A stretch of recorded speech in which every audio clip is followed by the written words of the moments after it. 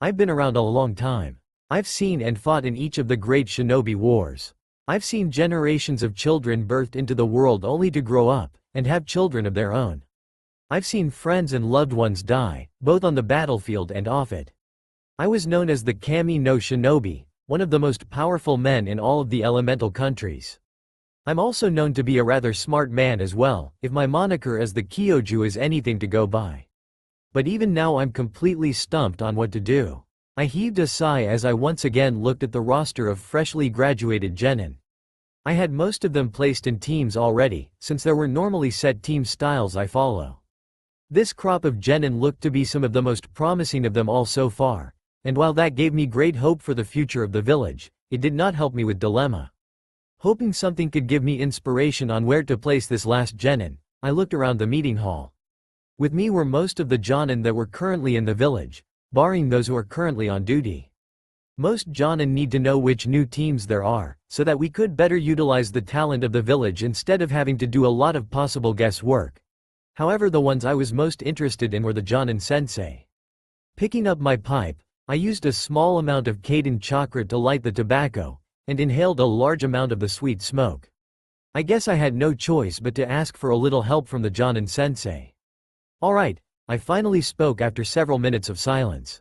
I made sure to use a tone that would have everyone's attention while keeping the volume at a decent level. Most of the teams are currently placed together. I will however get to that in a moment. We currently have a single genin who I can't seem to place properly, so I'd like everyone's input on the subject. I made sure to take a slow look around to each face. These were the men and women that I trusted, those who I would gladly lay my life down for. I could see that they each were going to take this seriously. Uzumaki Naruto, I stated simply, then sat back and watched as the entire room tensed up. I didn't blame them at all for reacting the way they did. Naruto has been a bone of contention within the village since the Kyuubi attack 14 years ago, though I will say a lot of the hatred in the village that was sent her way was primarily my fault. I had wanted her to be seen as a hero, as it was the sacrifice of the life she could have had that had saved everyone. Instead they viewed her as the Kyuubi in human form, and as such treated her with nothing but hatred. It was due to this hatred that she was kicked out of the orphanage at the age of 3 and, according to reports, lived on the streets for 2 full years on her own before being taken in by a well-respected retired kunoichi who ran a geisha house. Since then, I've tried everything to get close to her as an apology. I had hoped to mend the bridges between her and the village, and I'm rather happy to say I have a decent relationship with her, almost like that of a granddaughter. However, whenever I met with her she seemed to just not care about the village's animosity towards her, choosing to ignore it altogether. I was proud that she could do such a thing, that she was able to simply forgive the hatred of everyone in the village, but I was also worried at the same time. I was worried that she had been bottling everything internally, and I knew that that alone could possibly drive her mad. I had secretly ordered that a squad of Anbu were to protect her at all times, and I have since then been informed of every attempt on her life. Everything from poisonings to physically beating the girl. All were stopped before any true harm could be done, but I still felt shame for my village's attempts on her life. It had been close to 3 years ago now, that the civilian council demanded that she be removed from her current residence as it was not child appropriate.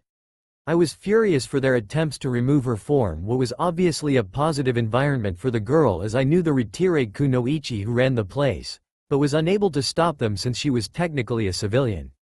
I was able to thwart their plans of her being on the street again by getting her an apartment that a personal friend of mine owns, and it also just so happened to be in a building that was usually reserved for jonin and Anbu shinobi. I wanted her to have that extra layer of protection, and since then not a single report had come to my desk during most of those 3 years. It's only been recently that she's shown back up on my desk, this time in a much different fashion instead of threats on her life. Over the past year, she has claimed many incidents that to this day stun me. Naruto claimed, openly to me, that she seduced and personally destroyed most of the civilian council members, mainly as retribution for removing her from her home at the geisha house. These same council members have either committed suicide, at least thought to have, or had their reputation so destroyed that they resigned. Many of the wealthy business owners of the council had also been seen to have lost a lot of their business due to business secrets getting made public. During that time those same members were beginning to get out of hand as well, almost to the point that I was going to take action against them. They had thought that with their status as civilian council members that they could interfere in the lives and duties of my shinobi. At the beginning I thought it was harmless as they weren't really ordering them around, and that it would allow them to see how much the shinobi of Konoha truly sacrifice for their village. However, it soon spiraled out of control, to the point that the shinobi population was openly speaking out against the council. After the destruction of the council, I had been able to soothe everyone's anger. However, after it was publicly found out what Naruto had done, everyone seemed to be on edge more around her. The village no longer treated her with open hostility, but more in fear of her actions that she took. I've since found out that the counselors were not her only targets. Many merchants and other civilians had also been destroyed by her. After I questioned her on it, she said that she had been openly attacked so many times, that this was her retaliation. She never physically harmed any of them, or at the very least that we know of, and yet was still able to bring so many people around down. This scared not only the civilian population, who have yet to make a single move against her again since, but also the shinobi corps as well, since these were not the actions of a little girl but of a full-fledged kunoichi. The problem with her placement is that her skills that we know of don't at all match her test scores. She had deliberately placed herself in the exact middle of everyone, which by itself isn't bad, but the other circumstances were.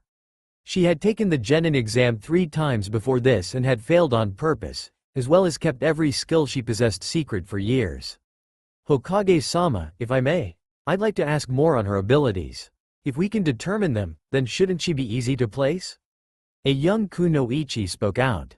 My eyes turned to her and recognized her as Yuhi Kurenai, Konoha's genjutsu mistress and currently one of 2 genjutsu masters left in Konoha. She was a rookie jonin, having only been given the rank not even a year ago. I took another drag from my pipe before exhaling the addicting smoke. One would think, but she has proven to have kept many secrets from everyone, secrets that even I don't know about. We simply don't have a full overview of her skills, so placement so far has been near impossible. I explained. I was beginning to think that I should administer a few tests to see exactly where she stood in respect to her shinobi abilities. Hokage-sama? I turned my head to look at my assistant for the day. Amino Iruka was the sensei for this group of genin, and I figured that he would know them best, so I had asked him to be my assistant in order to help with placements. I really was just hoping that he'd be able to help get this done quickly and to have it be less of a headache. Yes, Iruka-kun? Something on your mind? I asked. Maybe he had a lead I'd be able to follow in order to get some answers. He's also been known to be closer to Naruto than anyone else is. Again, at least as far as we know. So now that I think about it, he would know her better than most. Well, Hokage-sama, I do happen to know most of her skills. Iruka said with, if I wasn't mistaken, pride ringing in his voice. Oh, then please, tell us her skills so we can get her placed with the appropriate teacher. I said. I owed the girl much, and I refused to allow her to placed where she both wouldn't grow and at the same time be in an environment that would almost be hateful. With the destruction of the civilian council, I've been able to take back control of the village, control that the council had been slowly siphoning away from me, and I was eternally grateful of her for that. Iruka just nodded and stood to address everyone, since I wasn't the only one to need the information. Uzumaki Naruto, on paper, is nothing more than your average genin. Her test scores have shown that she is in the exact middle of the class in everything except genjutsu, where she shows very little ability at all. That's crap. There's no way for her to have done everything she has and be just an average genin. I tried to quickly search for the jonin who had rudely spoken out, but Iruka seemed to just ignore him entirely and continued, thus grabbing my attention back as well. However, Uzumaki Naruto has been playing the system, so to speak, since the very first day. Over the past several years I have gotten close to her, close enough to actually gauge her true abilities. Naruto for one specializes in seduction, using multiple methods to gain her target's trust. She's also, from what I've been able to ascertain, is also an information and assassination specialist as well, and when used in conjunction with her seduction techniques would prove to be very lethal. Her thrown weapon of choice is the senbon, which she laces with poisons. I believe she's self-taught in both the use of senbon, as we only show the basic uses of them in the academy and don't generally use them afterwards, as well as the creation of poisons. Iruka said, stopping for a moment to let everyone take in this brand new information. After a few moments, Iruka continued. I also know for a fact that in combat she's a close-quarters shinobi, using kenjutsu at a very deadly rate and is probably unmatched by any of the current genin. That took my attention immediately. In no report that I have, has Naruto ever touched a sword. I continued to question if I really knew the girl at all. Is there anything else I should know about Iruka-kun? I asked, still slightly mystified at Naruto's skills. Yes, Hokage-sama. I also happen to know that she knows some fuinjutsu as well. In fact, I was the one who pushed her towards it to help make up for the lack of skill in genjutsu. Iruka said with open pride. I couldn't help the smile that made it to my face. It was good to see that someone, especially Iruka whose parents were killed during the Kyuubi attack, openly helped Naruto. I felt pride at my Chunin's work, and it also gave me more hope for the future if Iruka kept teaching.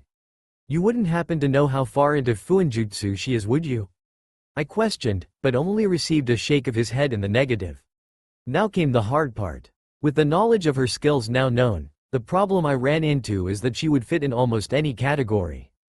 Her combat skills could put her in any combat unit, and she could be trained as a close-quarters specialist, and being in Uzumaki and Jinchuriki she could also be made into a ninjutsu specialist to give the correct training as well.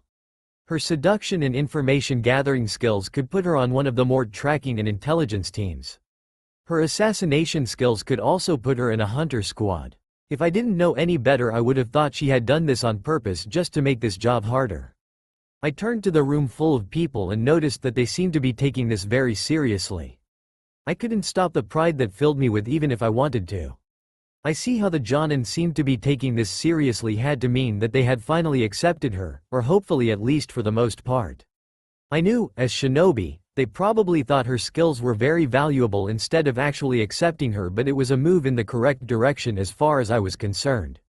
As I tried to mull over all of this, two shinobi stepped forward. One was a man, he had gravity-defying silver hair. His face was mostly covered with a mask and his hite-8 covered up his left eye, and he wore the usual Jonin attire with the only addition being fingerless gloves with a metal strip over the back of his hands. The man was Hitaki Kakashi, a legend in his own right within the village. He was an ex-Anbu captain, being one of the youngest to have ever achieved the rank in the history of the village. He was also the student of the late Yondaime Hokage, as well as a renowned shinobi throughout all of the elemental countries. The second was a woman, and she was the biggest surprise of them all. She wore a mesh suit and a tan miniskirt with her tan trench coat, which was worn just right so as to cover up the essentials while still showing off her feminine assets. She wore shinobi sandals with Anbu leg guards, and her purple hair was also done up tightly pulled back ponytail, giving it almost a pineapple look. This was Mitarashi Anko, the second in command of the T&I division, and known as Konoha's hubby mistress. She was known through the village for her skills in torture and her sadistic attitude. She was also the student of traitorous student Orochimaru, however it was before he betrayed the village. Orochimaru had tricked her into thinking they were going on a training trip only to leave her in a lab after he had placed his evil curse seal upon her, and it had been a source of great shame for the strong Kunoichi. I'd like to take her. Both said at the exact same time, startling everyone around them. Not only because they seemed to be on the same wavelength, at the very least enough to speak at the same time, but also because Anko was one of the two. I looked at them both for a moment, trying to figure out why either one of them would want Naruto, as well as if putting her with either of them was the correct move. Kakashi was probably after Naruto due to his connection with her via his sensei. Naruto being the child of the Yondaime, while it was known only to 7 people in the world, would make things possibly easier for her. Kakashi would slowly be able to help her understand things about her parents, especially if she was like either of them.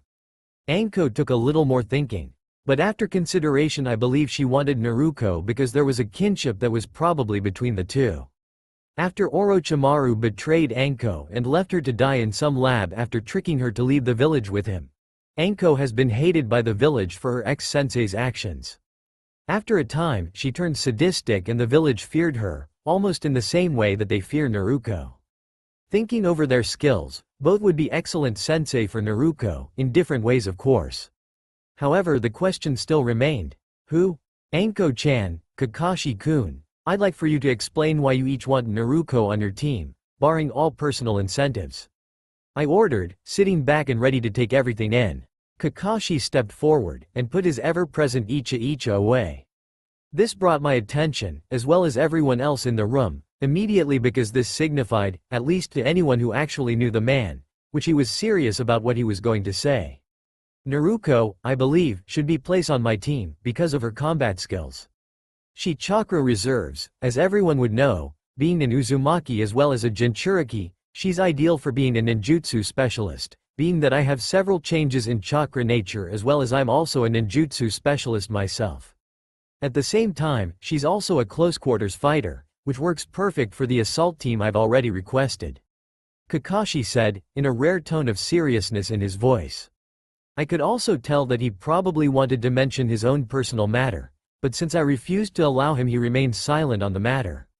Anko-chan? I asked, turning to the woman. I don't want her on a team. Anko stated simply, which drew a confused look from myself as well as the rest of the room. I want her as an apprentice. I knew my eyes shot open at this. This was not something that I had thought might happen. Anko however seemed content to list off her reasons why without any prompting. As everyone knows, outside of the T&I Division 1 I'm one of the few assassination, seduction specialists, as well as one of two of Konoha's masters with poisons, with the other one being a medical specialist at the hospital. I can help her bring out these specializations out further than anyone else, as well as also give her in-depth knowledge of how seduction missions work, along with helping her cope with said missions. As for her combat skills, I do have some skill in Kenjutsu, but I can always ask a friend of mine to help with that. I have a decent arsenal of ninjutsu I'd teach her, and I can always seek out more if she wishes to be a ninjutsu specialist later on down the road. Anko finished, weighting her hands in the pockets of her coat and a very serious expression on her normally carefree face, well as carefree as her normal crazy look is. I sat there mulling over the information. Both were ideal for Naruto. Both could help her in areas that she could very well succeed in. And both looked very serious about these claims as well. I picked up my pipe and continued to puff away at it as I closed my eyes and began to think of every possible factor I could come up with. After what felt like an hour, but I knew was only a few minutes, I opened my eyes with my decision. Uzumaki Naruto will be apprenticed to Mitarashi Anko, I said while looking at the two before me. I could see a wave of sadness enter Kakashi's eyes before he could school his emotions. Anko looked as if she was a kid at Christmas. I swear Hokage-sama, you won't regret this. Anko said cheerfully, which put almost everyone on edge. I almost pitied Naruto if I didn't think this would be the best thing for her. However, I said in a loud voice, catching everyone's attention again, you will also be working closely with Kakashi's squad. He is correct in that he can teach her a lot, and you'll need to be partnered with a team anyways for missions outside of assassination and seduction. Kakashi's eyes seemed to lighten up at that and he took out his icha again, which I was happy about. I was afraid that with what I had just done, he'd neglect his team due to his sadness of not getting to teach his sensei's daughter. Anko just nodded in agreement. Good, now that that is settled, I said, leaving my pipe in my mouth as I reached down and picked up a tall stack of files before dropping them on the desk with a thump. These are your team rosters, so come and get them. If you have any questions, please feel free to ask. The Jonin sensei all walked up and grabbed their respective files. Anko Pav. I was so damn happy right now as I walked out of the meeting hall, I felt like I was floating. I got the gaki, and that's all that really mattered to me right now. I knew there were going to be a few restrictions, I also knew that the possibility that I wouldn't get her at all was there as well. But I was going to try to get her with every fiber of my being, mainly because I wanted to train her the moment I had laid my eyes on her.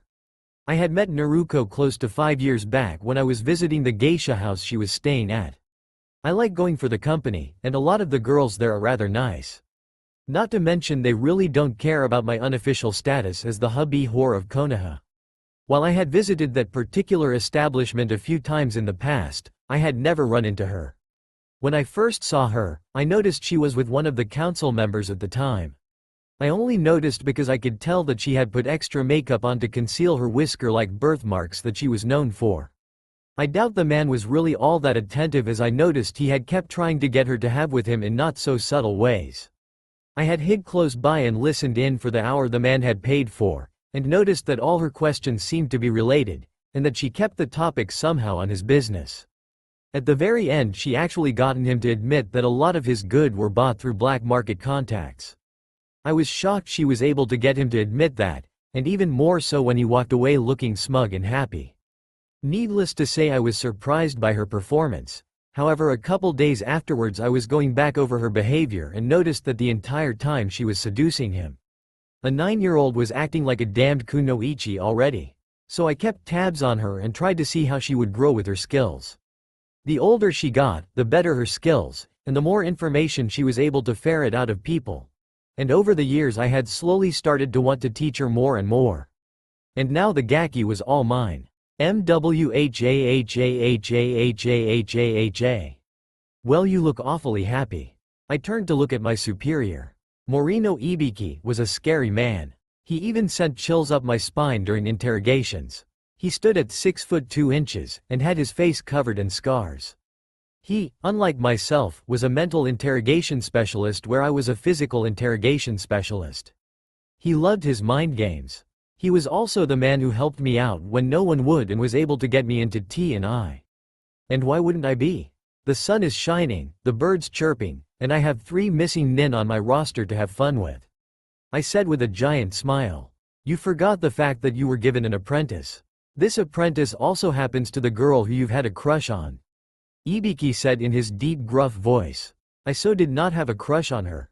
I mean, she was hot, had one hell of a body, our personalities matched up rather well, and I may have had a fantasy or two about her.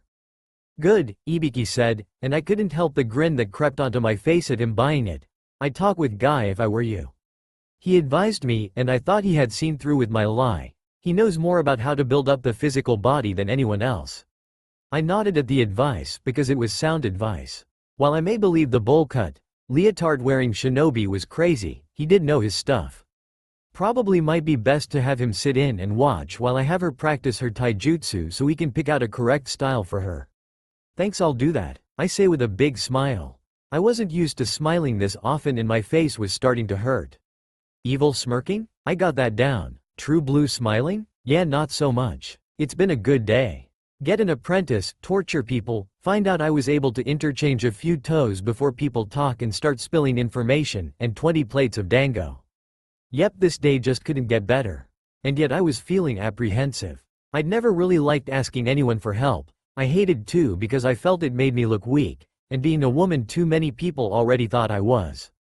As I stood in front of the door I was about to knock on, I couldn't help but worry that he'd say no, that I wouldn't be able to help my one pupil, who I have yet to actually officially get, with a very important part of combat knowledge. Fuck it, I angrily muttered to myself. I needed his help, and I'd beg if I had to. That, and I'd been standing here for like the past hour. Knocking on the door 3 times, I stood there with my hands in my pockets waiting. I heard some shuffling and a muttered curse after a soft thump before the door was opened. In the doorway stood Mike Guy, green leotard and all, with the new addition of a nightcap on his head and no Jonin vest. Oh, Anko-san, can I help you?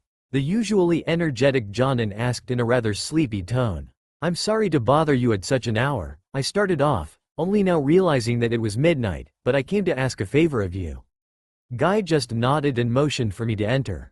This had been the first time I was ever in his apartment, and to be honest I was a little let down. I was expecting training equipment to litter the floor, and weight sets to be where the furniture was. Instead it all looked normal. A simple couch and chair set, complete with a coffee table with a glass top. A decent-sized TV, though it looked rather unused if the soft setting dust was anything to go by, which wasn't surprising what with our line of work. We're normally not home all that often. The only thing that stood out from the norm was the small wooden carving of youth that was nailed to his wall. Guy walked around me after closing the door and motioned for me to have a seat on the couch while he tried, and failed, to suppress a yawn as he sat in the beige chair. So, what can I do for you?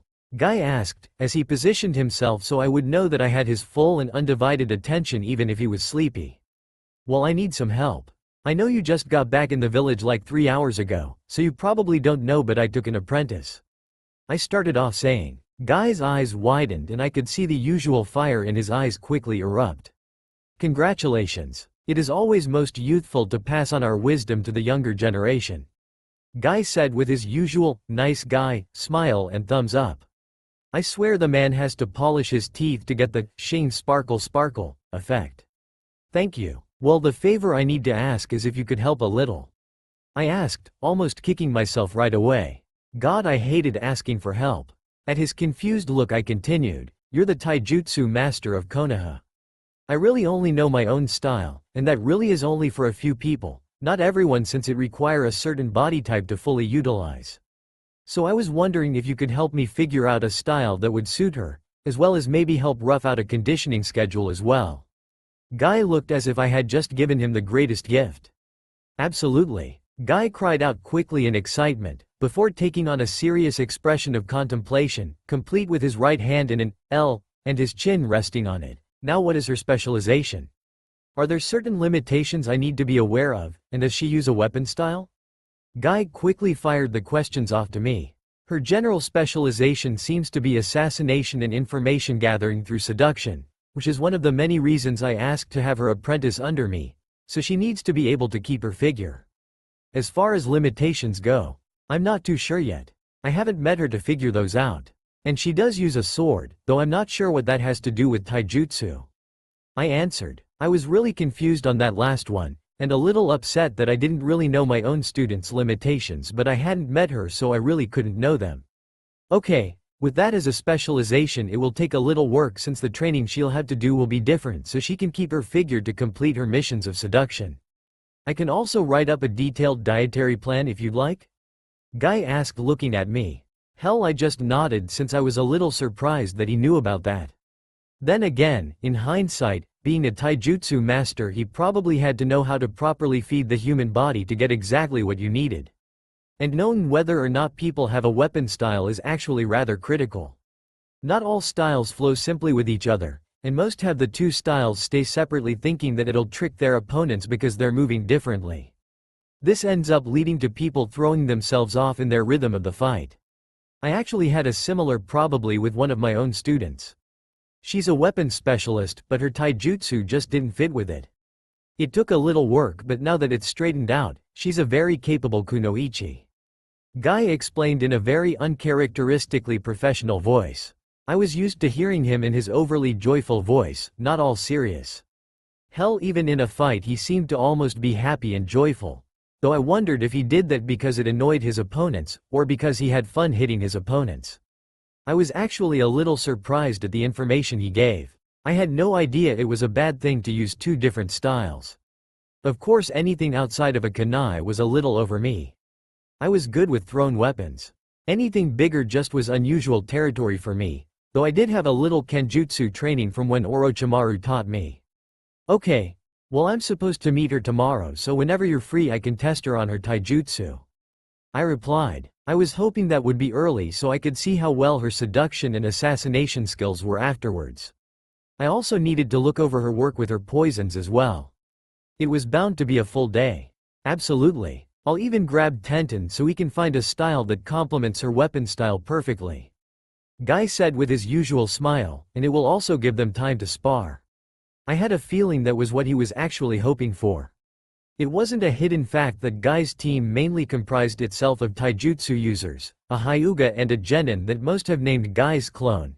His little weapon kunoichi probably doesn't get much practice against other weapon users. Okay, we'll be at training ground 43. I tell him as I get up to leave. He just nods and walks me out. As I walk down the stairs from his apartment, I couldn't help but feel rather accomplished with myself.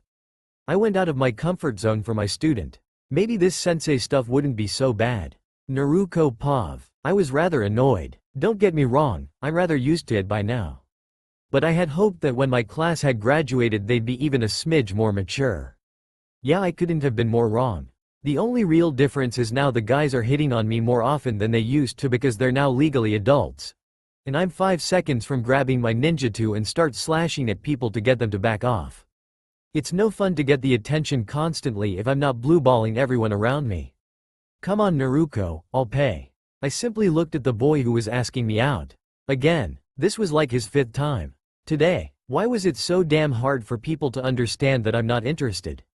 I mean, sure, I flirt a little, but that's for fun and everyone knows it. I sighed and chose just to ignore him. I leaned back in my seat at the back of the room, completely aware of the fact that everyone's eyes seemed to be on me.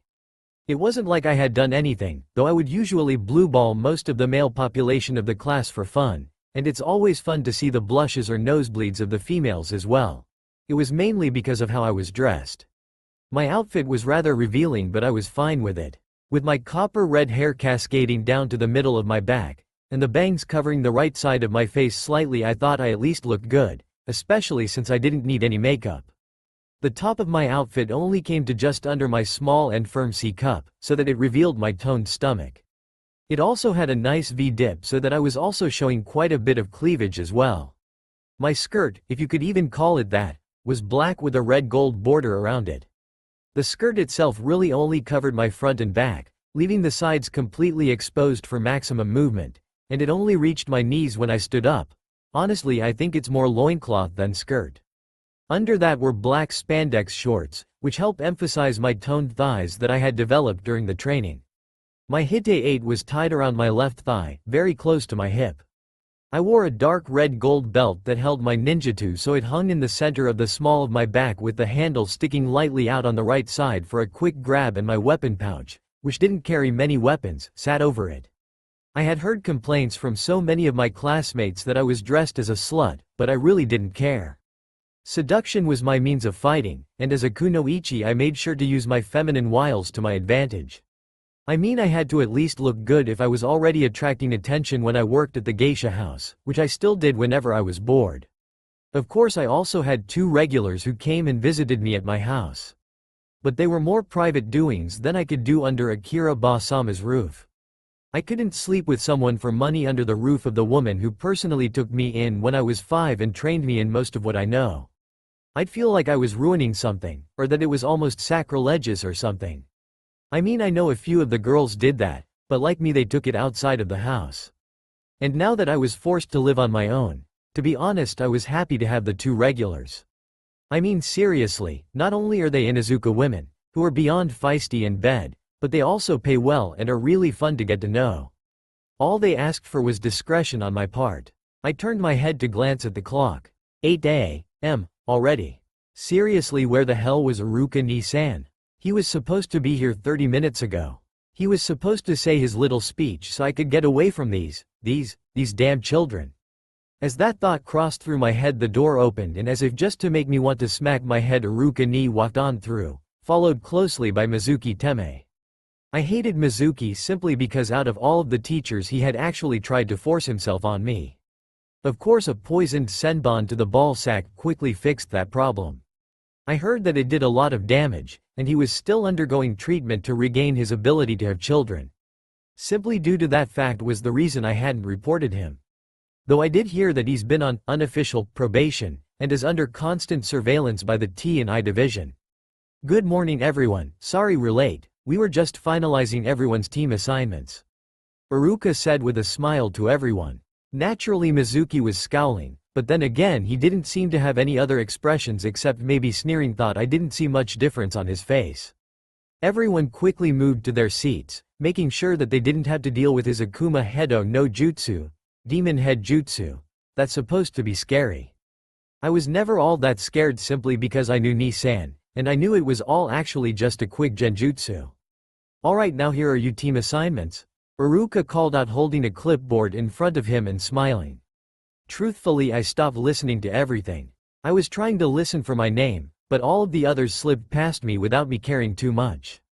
I did note though that it seemed the clan heirs and heiresses were grouped together in 3 different squads, though which ones I didn't really care to remember. When Iruka stopped talking and began his speech of how proud he was over everyone, because my Ni-san really was. It was just like him, he really loved teaching everyone here, even if we did give him a hard time about it. I tried to remember if he had called my name. After his speech I quickly stood up to get his attention. Iruka-sensei, cuz I really couldn't call him Ni-san right now at the academy, you didn't call my name. I said, because I really didn't remember hearing it. Iruka just nodded, that's correct, you weren't placed on a team. Someone decided to take you on as an apprentice instead, so you're not on the team rosters. Iruka said with a large smile on his face. However, I had frozen in place far too quickly to return it, or acknowledge that he seemed very proud. Someone wanted me as an apprentice? I thought everyone in this village hated me. Wonder who it could be? I just took my seat as I kept pondering who would want the Akuma Shofu of Konoha, as the villagers like to call me. Which is really odd, since I've only been with 2 people at all and as far as I know, absolutely no one knows about them. As I sit here, I waited and watch as several jonin come through the door.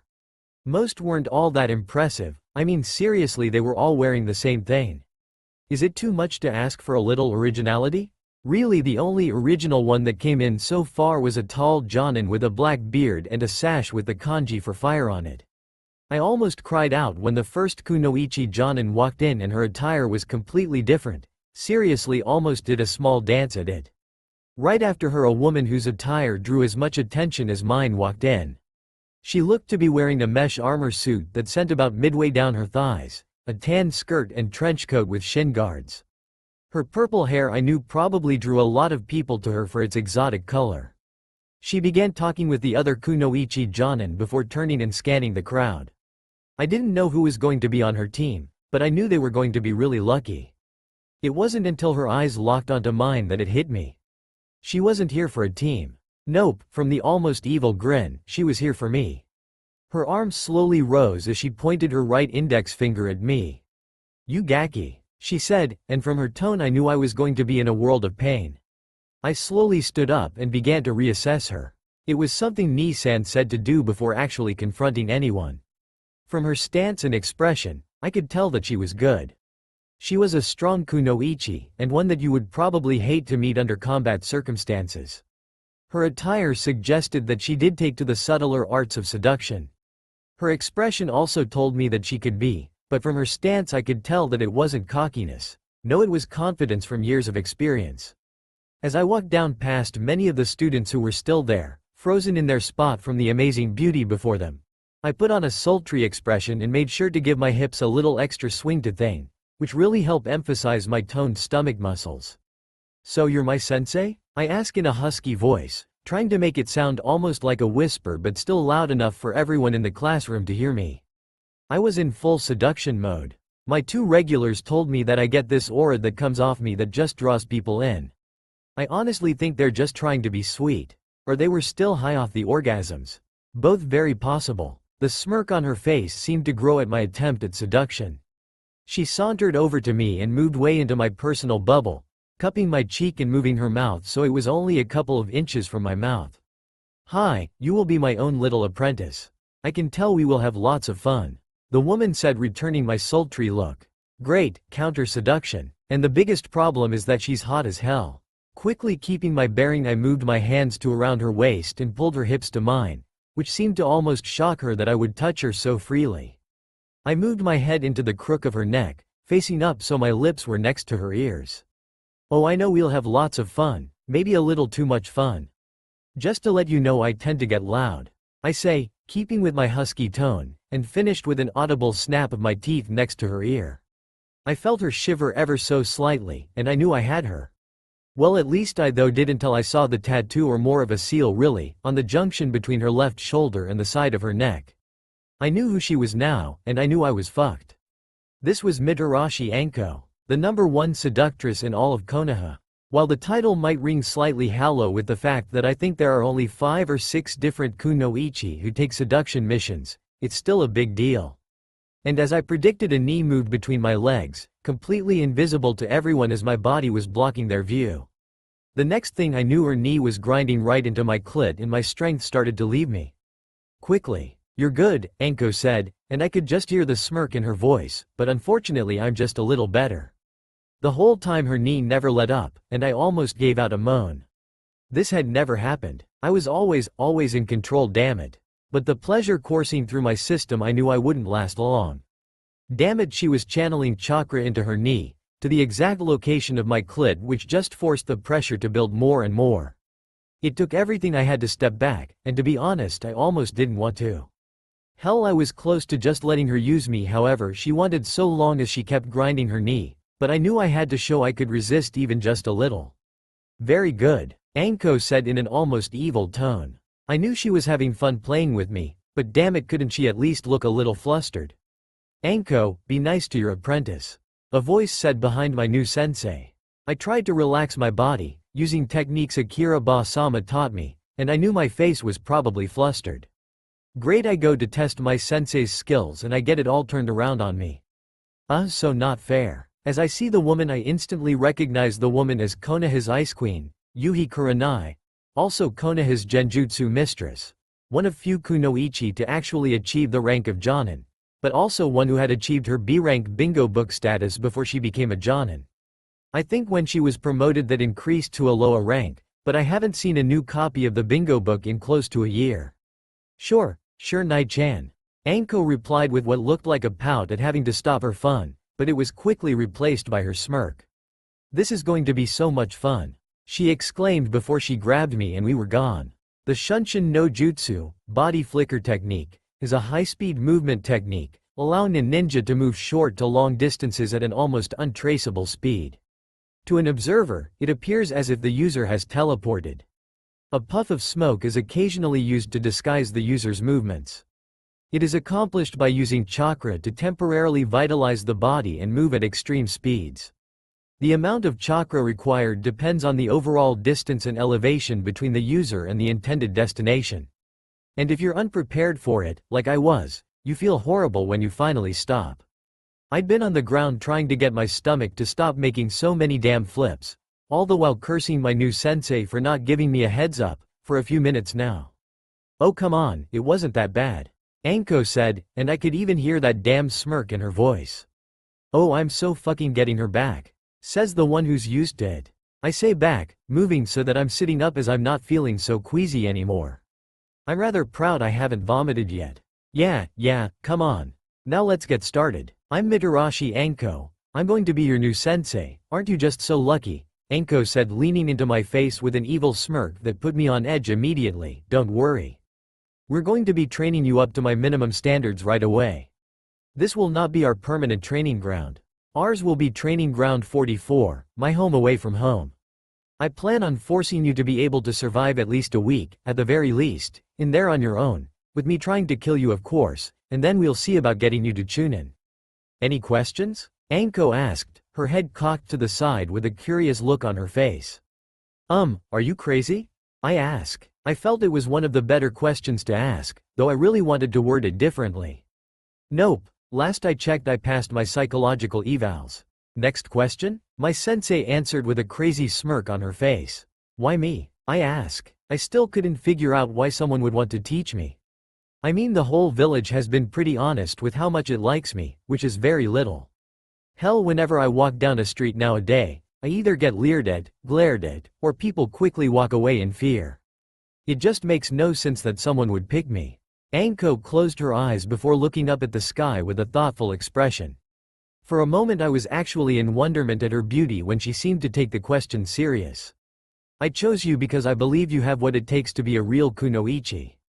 Kunoichi these days are trying to be something they weren't several decades ago.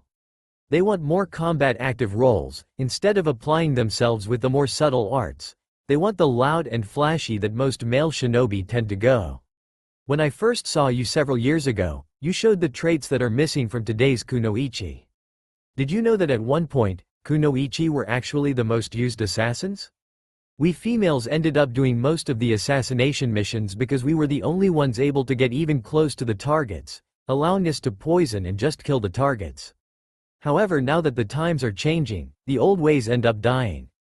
These same old ways that I was taught, and I'd like to see if I can pass them on to someone.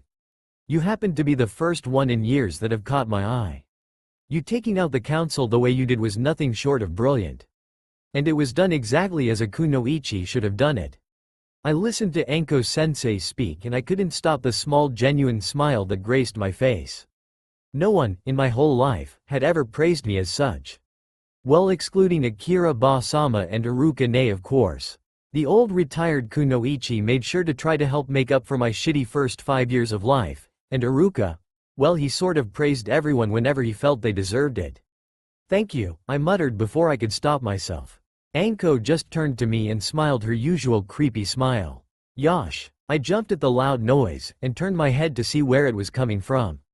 Standing across the field was, what appeared, to be a lunatic wearing a green full-body leotard and a Jonin vest with burnt orange leg warmers. I wonder if some medic nin will be showing up with his straight jacket and giant needle injections soon? Ah, Guy-san, you're right on time. Anko said, and I whipped my head around to look at her like she was crazy. She seriously invited this guy? Then again, given the smile that was on her face, I think she was rather proud of that fact. Yosh, I'm happy I could be of service to help the young's flame of youth grow into a full blaze. Lunatic-san said. Behind him, slightly panting, appeared to be a girl wearing a pink oriental-style shirt and dark green pants and blue shinobi sandals. Around her left leg was her kunai holster. Her hite-8 was on her forehead and her hair was up in what I'm going to refer to as panda buns, since she does look like a damn panda. Guy-sensei, we didn't have to run all the way here, did we? Panda-san asked as she quickly recovered from her panting. Seriously reminded me of my sessions with the Inuzukas, and wonder if she was actually off having naughty fun instead of really running. Yosh, Tenten, we need to work on your stamina. Oh, how beneficial this training already is. I can't wait to see how much more it will help. Lunatic-san yelled out. Great, so I'm going to be training with panda buns while under the supervision of Lunatic-san. Yeah, sure, what could possibly go wrong with that? Alright Naruto, Anko said, gaining my attention again. I glared slightly at her for having me work with these crazy people, but ended up sighing and letting my glare go, knowing that I had to put my faith in my sensei. Or at least appear that I do. You are going to be sparring with Tenten-san here. Guy-san is Konoha's foremost taijutsu master, so we're going to find a taijutsu style that best works with your kenjutsu style, and then he will help set a training regimen for you. I was a little surprised on a few counts. One, that Anko-sensei wanted to take my training seriously. I really need to have faith that not everyone hate me. And two, that leotard man there was Konoha's taijutsu master. I just nodded and stood up and walked to the middle of the training ground, my hand on my ninjutsu. The other girl actually pulled out a scroll and unsealed 2 boken.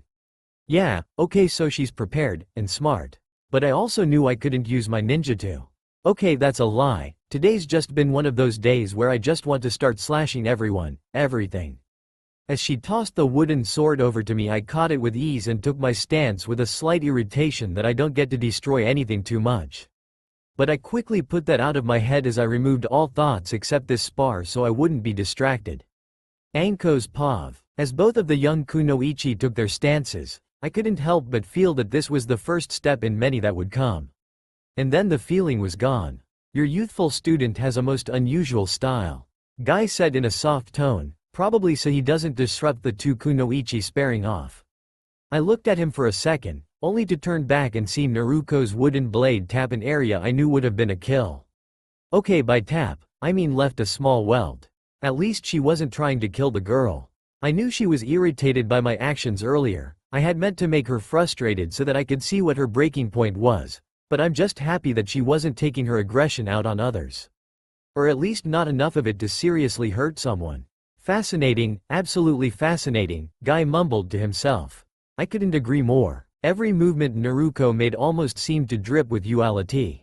I could see a light sheen of sweat on her stomach, which seemed to be distracting her opponent. I found that odd until I made out that she was quickening her breath on purpose. She was forcing her body to sweat to get that heated look.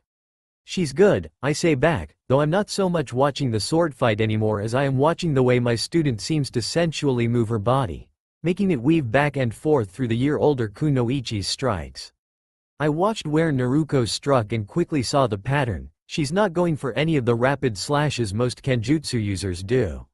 She's going straight for the kill stroke each time, otherwise she's evading most of the time. Guy just nodded, keeping his serious expression as our 2 students kept up their spar. Yes, she does. She watches her opponent, using her body's natural fluidity to evade almost every strike Tenten-chan makes.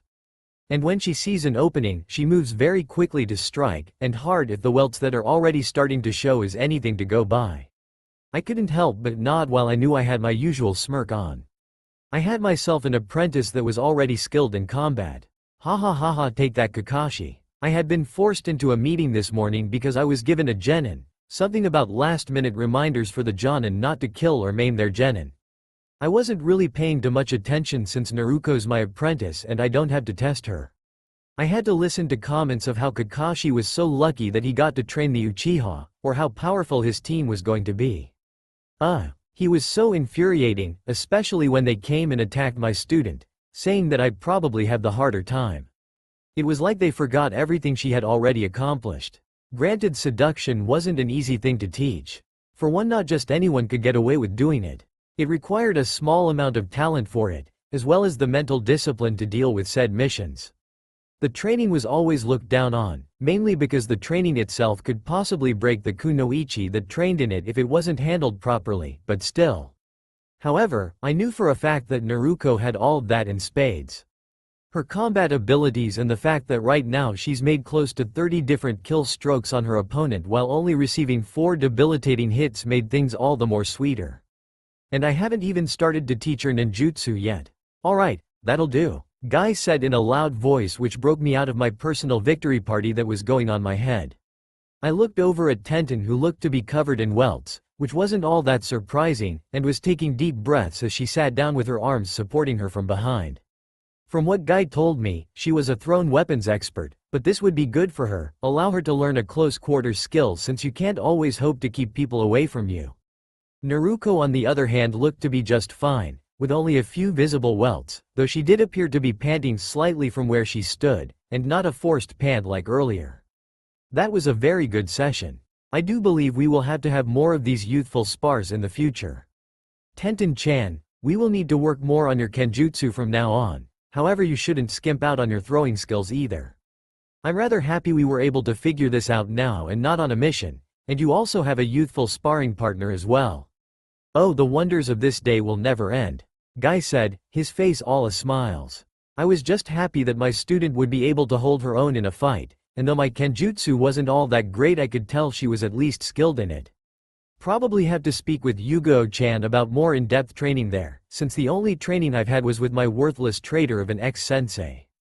Now that I know of a type of style I'm looking for, I'll drop it off with you, Anko-san, later today or tomorrow after I find the correct style. Guy said with a nod in my direction. I just nodded as my usual smirk made its way across my face. Well, time to test your seduction skills, Gaki, I said cheerfully. I just couldn't wait to see how good her skills truly were after all this time. How are you going to do that? The beaten-up Tenten asked with a curious tilt of the head. It was a normal question really. Most didn't know how seduction truly worked, not that many took the time to understand it either. Most thought it was all about having with a target, when in reality it was one of the most dangerous jobs out there. And since no one bothered to learn about it, not knowing how to test it was common. She, I said to the bun-haired girl, will attempt to seduce me. We'll be playing out a likely scenario where she will have to gain information from me in whatever way she thinks she can, before silencing me. I inform everyone, clearing up the beaten Genin's confusion. This might be a good learning experience for you, Tenten-chan. It would give you another perspective on what kunoichi can do, instead of just the combat I've been teaching you. Oh, how unyouthful of me to not have gotten you this help before. Guy yelled out to the sky while crying anime tears. It took me a moment to process what he had said, as my mind took a moment to decipher the youthful comments. Wait, you want her to watch? I asked in a really confused tone. Not that I made a habit of thinking people couldn't handle it, it was just this was a whole new situation for me. I also wasn't bothered by her watching, but Naruto might, and I'd rather not have her too uncomfortable right off that bat. Might set the rest of the training on edge. Why, of course, Guy said happily, doing a complete 180 on his sad mood, that is, if it is all right with you. Well, I start to think about it. In truth, it wasn't like it could hurt, and there were times that Naruto would probably have to perform under the watch of someone else since a few people did like that kind of thing. I guess it's all right. She just has to understand that she may end up seeing more than she bargained for. I say. Out of the corner of my eye I noticed that Naruto looked as if she really didn't care either way if the girl joined us, as she stood off to the side away from everyone else. What do you mean? Tenten asked curiously. Seriously, do they no longer teach even the basics of seduction in the academy? What she means is that her and I may end up having in front of you. Naruto stated bluntly before I could, gaining a full facial blush from Tenten. I didn't say anything simply because it was true. If I chose to keep the information to myself and make her work harder, she may very well have to sleep with me if I was a normal informant or target. It was a hazard of information gathering and assassination with seduction. And from the looks of the girl, she was an assault specialist, not so much on the information part. Tenten squeaked out, but you're student and sensei? Naruko questioned with a raised eyebrow. She's going to end up being my handler for my first few seduction missions, as she is my sensei, so she'll need to make sure I know what I'm doing. Having me perform is just an easier way of finding out what all I know and then using that knowledge to figure out what needs to be taught. Tenten, while she still looked flustered, seemed to accept the answer. I just sat back and watched my student diffuse the situation with pride. Of course, the little victory dance that was taking place in my head wasn't so bad either. I also didn't want to say anything because I hadn't decided if I was the best choice to be her handler or not. Seduction missions were always at least two-person missions, with the seductress and a handler. The seductress's job was self-explained: they were to seduce their target. The handler was there for security purposes, as well as help the seductress cope with the emotional complications of the job, since the body has a natural reaction that comes with. And the job requires you to use your emotions to get closer to your target, inadvertently leaving the seductress feeling incredibly vulnerable, and many mental complications could arise from such a state. This might also help you learn to resist seduction. Guy offered in a serious voice. I knew that when it came to training his students, he took everything serious, but I wondered if he really understood what all that meant for his student. Why would I need that? I'm a girl. Who's going to seduce me? Tenten asked, looking at her sensei. She was really using her gender as a defense, when during the spar she wasn't able to keep her eyes off of my student. I just nudged my student towards her, and Naruko seemed to take the hint that I wanted her to show some of what she was able to do. "Oh, Tenten-chan," Naruko said, her voice turning velvety smooth. This brought the bun-haired girl's attention back to her. Naruko slowly and sensually walked towards the older kunoichi, her hip swings lightly giving a greater emphasis on her stomach muscles. Tenten just gulped and couldn't take her eyes off my student. I had to admit, I was a little turned on by the show as well. Naruko just seemed to exude duality and lust from her very presence. "I'm so sorry I hurt you earlier," Naruko said, her voice moving more towards the huskier tones, and she knelt down in front of the sitting kunoichi, giving a small play on showing Tenten what she hid under her skirt as well as giving a good view of her cleavage. "I'm so very sorry." Moving slowly, Naruko straddled the stunned Tenten, making said girl slowly move to a laying position as my own student hovered over her. Naruko's lips brushed lightly over Tenten's throat, gaining a soft whimper for the panda-haired girl. Normally this is all people saw or felt with seduction, but being a seduction specialist myself, I was able to track Naruko's movements as she pulled a kunai from Tenten's pouch and pressed the blade to the girl's neck. Tenten froze the moment Naruko's sultry express turned to one of happiness before she felt the cold steel of a kunai. I stood there watching as realization came over her about what all just happened and how easily Naruko could dispatch her if she wanted to right now. Naruko, however, wasn't done, and she leaned forward and whispered loudly in the girl's ear, "I win." She then suddenly stood up, leaving the girl laying there on the ground dazed.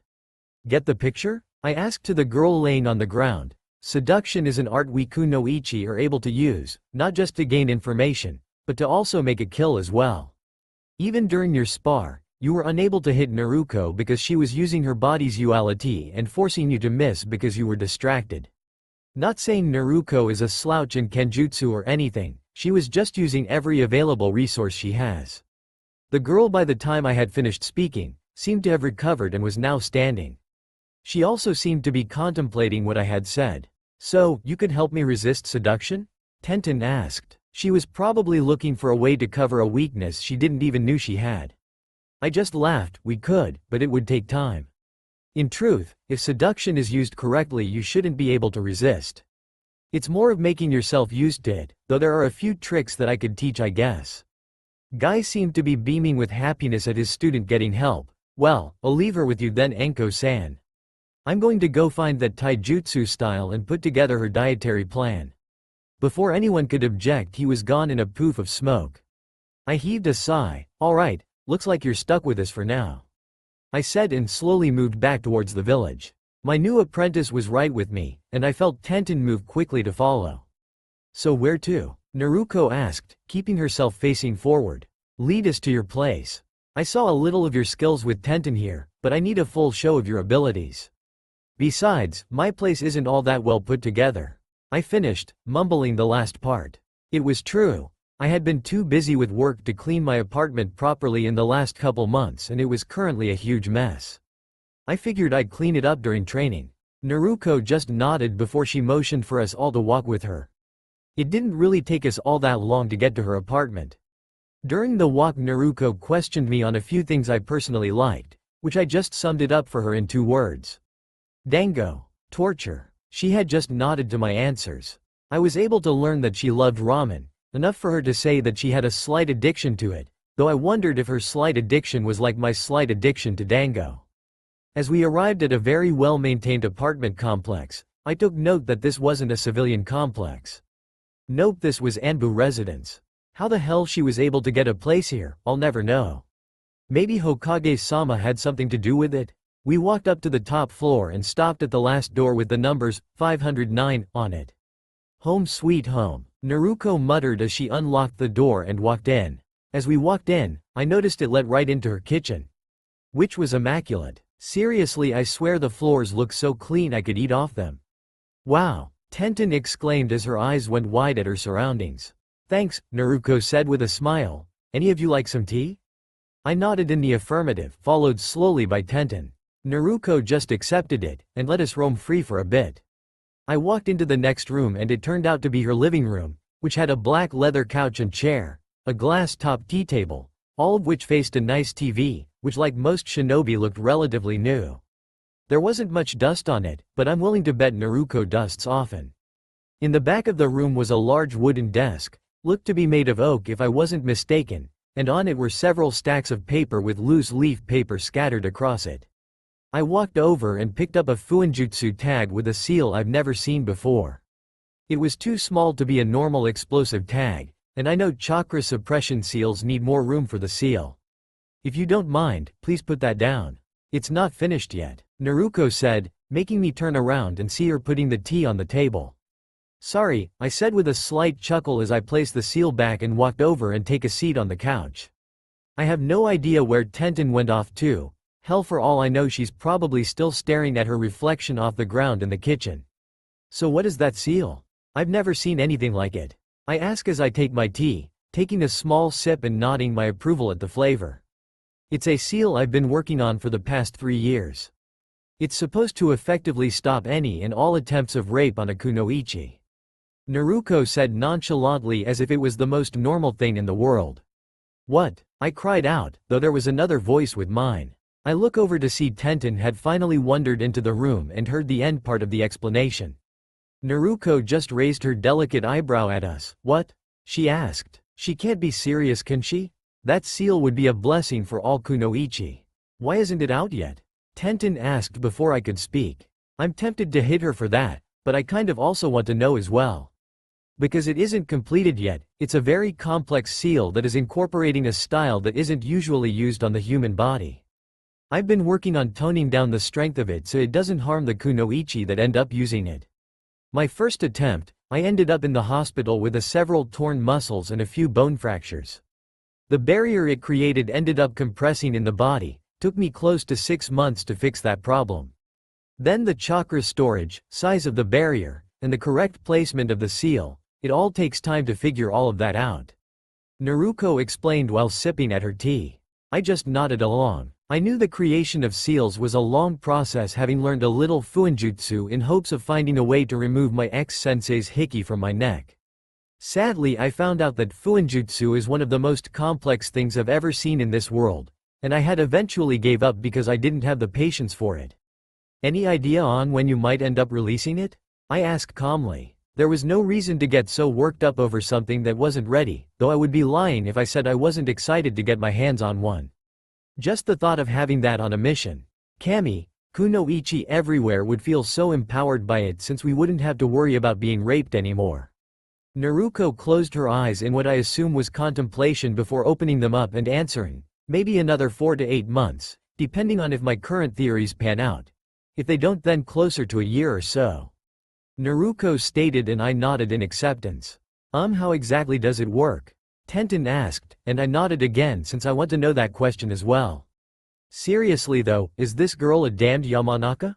Get out of my head. What the seal does it, theoretically, once it's in place and charged with chakra, it uses a barrier to stop all foreign matter from entering any openings, whether that be the vagina or the anus. The barrier is made of pure chakra of that specific person, since it's your chakra that you use, so it won't be harmful to the users. It will also allow foreign matter out, basically making it a one-way only. The seal itself will be set up for a single use, but last up to a full month during that use. Once activated, only the kunoichi will be able to deactivate it. If someone tries to breach the barrier, it will introduce a toxin into the other person's system, causing paralysis. If the barrier is breached, the remaining chakra is then placed within the womb to prevent possible pregnancies.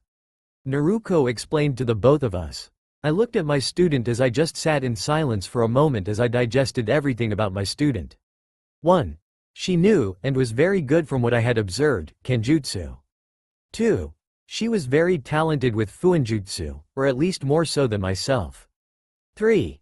She has talent in seduction, though not fully sure how much talent. And 4. She seems like a delight to be around. Yep, I so got the whole package when it comes to a student. God, this apprenticing thing is going to be easy. And it's only been the first day. Well, I do believe that's enough on Fuinjutsu. How about we move on to why we're really here? I ask, almost beaming with happiness due to my amazing student. Hell, I may not even have to worry at all about her skills. I mean, from when I picked her at the academy, I knew we'd be focused on PRT, but I was afraid we'd be bombarded with too many things to do. Naruto just nodded to my comment and stood, walking into the far room, which I guess was her bedroom, and walked out with a folded-up padded table. I gave her a questioning look before I realized what she was doing. Alright, I said, getting her attention after the table was set up. Here's the scenario. I'm a businesswoman who's been destroying all of the competition with unknown means. We've been hired by the competition to gain what secrets I've been using and if possible eliminate me, but it isn't absolutely necessary for the mission. My profile is given, which is, my name is Mitarashi Anko. I'm a dango distributor that has recently shown up, and I've already bought out several shops across the elemental countries, though my primary business is in Hai no Kuni. I had started as a kunoichi, but I never made it past genin due to me quitting for not liking the lifestyle. I'm in my early 20s and am openly bio. I'm currently at a spa resort, taking time off from my destruction of the dango industry. Naruto just nodded before walking into another room and walking out a giant white fluffy towel and, strangely enough, a geisha kimono with a red and blue flower designs on it. Hello Mitarashi-san. I'm Uzumaki Naruto, and I'll be giving you your massage today. Naruto said with a soft smile and in a gentle tone. I just nod, knowing that we've already started, and stood up, walking over to the table. She sets the towel down for me and moves behind me to take my coat. I chuckle to myself as she slowly pulls it off my shoulders and walks over to her desk chair and places it on it. I pull my mesh armor from my body, leaving me completely exposed to both of the genin as I grab the towel and wrap it around my body and lay down on the table face down. Naruto, I noticed, had given me a slightly opened stare and a soft blush before walking back over to me. I must say, Mitarashi-san, you have a remarkable body. I'm rather jealous, really. Naruto said as she pulled the towel out from under me, letting it hang on the sides and bared my back. So, have you been tense lately? Naruto asked, doing a very nice job in trying to get me to talk. I decide I'll just play along and not make it hard on her yet. Oh, you know, life is tense. Though I will admit it has been a little more tense lately than usual. I say in response. Ah, well, don't worry one bit. I'll help relieve that tension from your body. Naruto said, finishing in a husky tone before turning and walking away for a moment, completely leaving the room. So Tilda, this is seduction? Tenten asked, and I couldn't help but smirk. It's mostly prep work right now. First, Naruto should try to either keep me off balanced or very relaxed. Most likely relaxed, what with this being a massage. Then she'll try to get me to talk, and from there it'll be touch and go, really. Every seductress is different in how they operate, and no technique is used exactly the same between fellow seductresses. I answer back, without looking up. I'm so sorry to keep you waiting, Mitarashi-san. I had to retrieve the oil. Naruto's voice sounded. I could hear her light footsteps until they stood next to me. I felt a warm liquid being poured lightly my back. The next thing I knew, I felt nothing but pleasure as Naruko's hands began to massage the oil into my skin and knead my back muscles. I couldn't help the moan that left my mouth, mainly because I wasn't expecting her to be this good. That and I haven't had a back massage in years. The closest I've been to a spa lately has been the Asen. So Mitarashi-san, what kind of business are you in? Naruko asked as she found a knot in my left shoulder and started to work it out. I moaned and answered within the guidelines of the scenario, I'm in Dango Distributions. We're a relatively new company but moan we're really popular. I answer, moaning as her hands are doing wonders on my back and shoulders. A businesswoman? Well, with your body, I would have thought you'd have been a model or a movie star. But a successful businesswoman, that's something. Oh, it feels like this job must be hard from how tense you muscles are. Naruko said as her hands moved down my back. I keep moaning softly, unable to stop myself. It is, but we're the best out there. I answer. How does such a successful businesswoman like yourself keep her skin this smooth? It's absolutely beautiful. Naruko asked, excitement and love lacing her voice. I feel myself actually wanting to answer her questions. I wonder is there was something in the oil? Oh, Cammy, this feels good. I moan out as her hands are working the muscles in the small of my back. You must be rather physically active, your muscles are so strong. Naruko said, admiration in her voice now. Well, I tried being a kunoichi early on, but I just didn't like all the killing and violence. I answer softly as the massage was starting to get really good as she moved from my shoulders and back to my feet now, and I almost couldn't take how good this was feeling. I'm so making her practice this every week at the very least. So how does one work in Dango Distribution? It sounds rather complicated. Naruko asked as she moved up to my calves, slowly working one part of my thighs that are close to my knees. It's not that hard. You make the dango and ship it to different stores that sell it. I'm the only one, however, that makes it for all over the elemental countries though. I answer, choosing to brag a little. Wow. Naruko answered with praise, that must be hard. How do you do it? I mean, doesn't the dango go bad? Naruko questioned innocently, and I decided to push the difficulty for her a little. Sorry, that's a company secret. I answer in a flat tone before I let out a moan when her hands start working on my inner thigh. Oh, you can trust me, Mitarashi-sama. Naruko says in a velvety smooth voice, that is making my stomach do backflips. Got to say I like how she switched up from me being a customer to me being her mistress. Sorry, moan I really, moan can't. I moan out, as her fingers are so close to my now wet core. Oh Mitarashi-sama, you're so wet, Naruko says in fake surprise as her fingers gently glide over my dripping. Please don't stop, I give a fake whimper. Oh, I don't know, I'm really not supposed to. I could get in trouble. Naruko said in a worried tone, though I could hear in her voice that she seemed to be second-guessing that. Please, I'm the one paying here. I say, pushing my character's money. Well, for you Mitarashi-sama, I guess. Naruko said, her voice right next to my ear, her warm breath on it, as she replied in what has to be one of the wildest voices I've ever heard. The voice sent a shiver down my spine, and before I could say anything one of her fingers began to start teasing my entrance. Don't tease. I moan out, this time from UAL pleasure. I had to admit, I could feel her channeling chakra and it was doing amazing things. As you wish, Mitarashi-sama. Naruko muttered huskily in my ear. Damn it, I hadn't even noticed that she had climbed on the table. Her channeling chakra through her fingers while pleasuring me was too damn distracting. So back to my question, Mitarashi-sama. How does one get to where you are? Did you start off just making dango and one day wanted to sell it around the world? Her fingers keep thrust in and out in a steady pace, though it wasn't fast enough to get me off yet. It was enough to keep the pleasure coursing through me though, and that was distracting. I moaned, started just in shipping, then I grew to dango and decided I wanted to own all the possible dango trading. I tell her. After the words finish, she picks up the pace ever so slightly, giving me more pleasure to focus on. How have you been doing it though? The dango has to be bad by the time it gets from your bakeries to the stores. Naruko continued to question in her husky voice right in my ear, her warm breath against my ear and neck. I go to put up some resistance and tell her it's a secret again, only for her fingers to find my G-spot at that exact moment. I cry out in pleasure, my hips bucking, as I feel myself hit the precipice of my orgasm, only I can't climax. Something was stopping me, and the pleasure was beginning to get to me. Come now Mitarashi-sama, If you tell me I'm sure you'll feel so much better. Naruto allured to. The little witch. She's holding my orgasm ransom if I don't give up the fake information.